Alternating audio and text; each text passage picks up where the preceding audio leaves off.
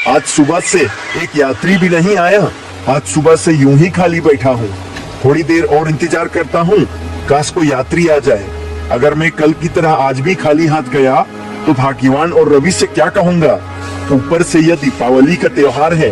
ऊपर वाले कुछ तो कर। किशन कुछ समय और यात्रियों की प्रतीक्षा करने लगता है, मगर धीरे धीरे समय गुजरता है और सूर्यास्त होने का समय हो जाता है, मगर वहाँ कोई भी नहीं आया। अब तो शाम होने को आई है, मगर अभी तक एक भी यात्री नहीं आया। अगर ऐसा ही चलता रहा तो फिर मैं अपना घर परिवार कैसे चलाऊंगा। अब मुझे अपने घर चलना चाहिए। पता नहीं घर जाकर भाग्यवान को क्या कहूँगा। क्या आज मेरी नाव में एक यात्री भी नहीं आया। फिर इतना कहकर किशन अपने घर की ओर निकल जाता है। किशन माधोपुर गांव में एक छोटे से घर में अपनी पत्नी रूपा के साथ रहता था और किशन का एक पुत्र भी था, रवि। किशन गांव निवासियों को अपने नाव में बिठाकर नदी पार करने का काम किया करता था। किशन को कभी यात्री मिलते और कभी यात्री नहीं मिलते, जिस कारण किशन को अपना घर परिवार चलाने में बड़ी समस्या आती थी।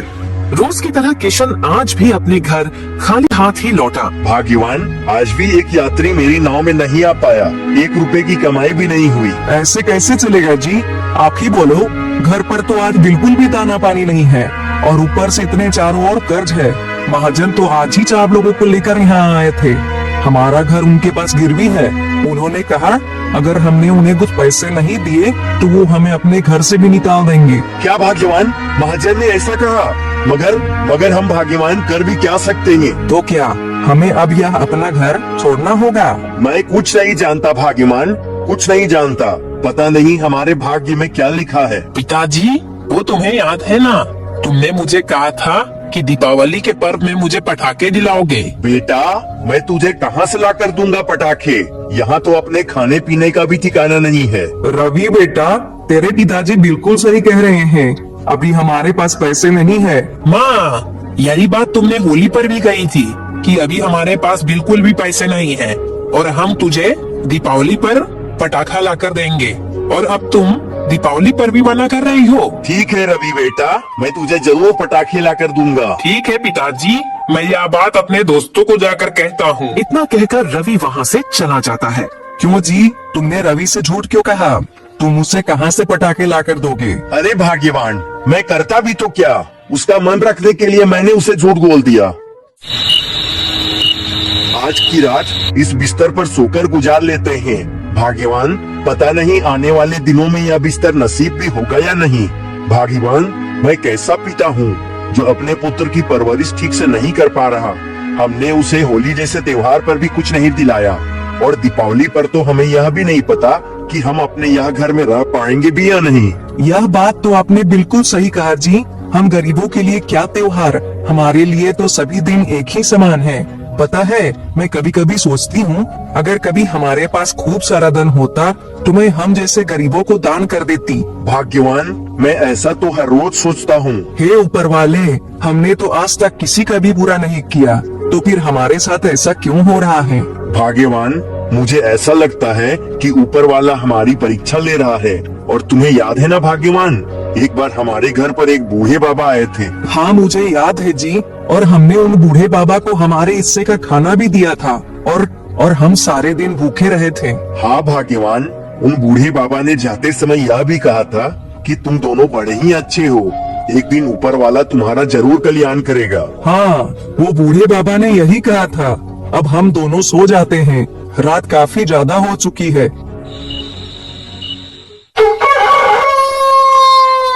ठीक है भाग्यवान, अब मैं नदी के किनारे की ओर जा रहा हूँ। ठीक है जी। पिताजी, आज याद से मेरे लिए पटाखे लेकर आइएगा, कल दीपावली का त्योहार है। ठीक है बेटा, मैं जरूर तुम्हारे लिए पटाखे लेकर आऊंगा। अरे, आज भी कल की तरह एक भी यात्री नहीं आया। अगर आज भी मुझे एक पैसा भी नहीं मिला तो जरूर हमें घर से बेघर होना पड़ेगा। हे ऊपर वाले, कुछ तो कर। अब मुझसे और सहा नहीं जाता। मैं कैसा पिता हूँ जो अपने बेटी की ठीक ढंग से परवरिश भी नहीं कर पा रहा हूँ। मुझे अब मेरी पत्नी का दुख और नहीं देखा जाता। किशन ये कह ही रहा होता है कि तभी अचानक से वहाँ एक बूढ़े बाबा आ जाते हैं। अरे बेटा, तुम क्या मुझे नदी पार करवा दोगे? अरे बूढ़े बाबा, आप यहाँ? बूढ़े बाबा, आप कुछ दिनों पहले ही हमारे घर आए थे ना। भिक्षा मांगने के लिए? अरे हाँ बेटा, मुझे याद आया, तुम तो वही हो ना जिसने अपने हिस्से का खाना मुझे दे दिया था। हाँ हाँ बूढ़े बाबा, आपको नदी पार करनी है ना? आइए बैठिए, मैं आपको यह नदी पार करवा देता हूँ। मगर बेटा, मेरे पास तुम्हें देने के लिए एक भी पैसे नहीं है। क्या बूढ़े बाबा, पैसे नहीं है? ठीक है, आप बैठ जाइए मेरे नाव पर, आपको यूं ही नदी पार करवा देता हूँ। इतना कहकर वह बूढ़े बाबा नाव में बैठ जाते हैं और वह आगे की ओर जाने लगते हैं। बस बेटा, इस किनारे पर तुम मुझे उतार दो। अरे बेटा, आज तुम्हारा चेहरा उतरा उतरा लग रहा है, बताओ क्या बात है? अरे बूढ़े बाबा, अब मैं आपको क्या बताऊं? मेरा जीवन अभी बड़े ही दुख के साथ गुजर रहा है। फिर किशन ने अपनी सारी तकलीफ उन बूढ़े बाबा को बताई। मेरे पास इतने भी पैसे नहीं है कि मैं अपने पुत्र के लिए दिवाली पर पटाखे खरीद कर उसे दे सकूं। अरे बेटा, तुम्हारा जीवन तो बड़े ही कष्टों के साथ बीत रहा है। रुको, मैं तुम्हें कुछ देता हूँ। फिर वह बूढ़े बाबा अपनी पोटली में से एक घड़ा निकालकर किशन को दे देते हैं।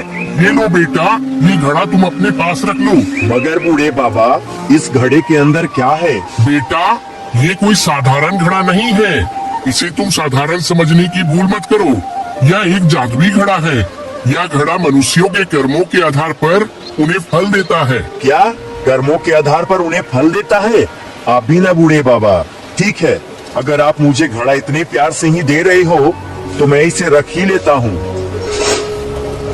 ठीक है बेटा, अब तुम वापस लौट जाओ। फिर किशन अपनी नाव में वह घड़ा रखकर अपने घर की ओर निकल जाता है।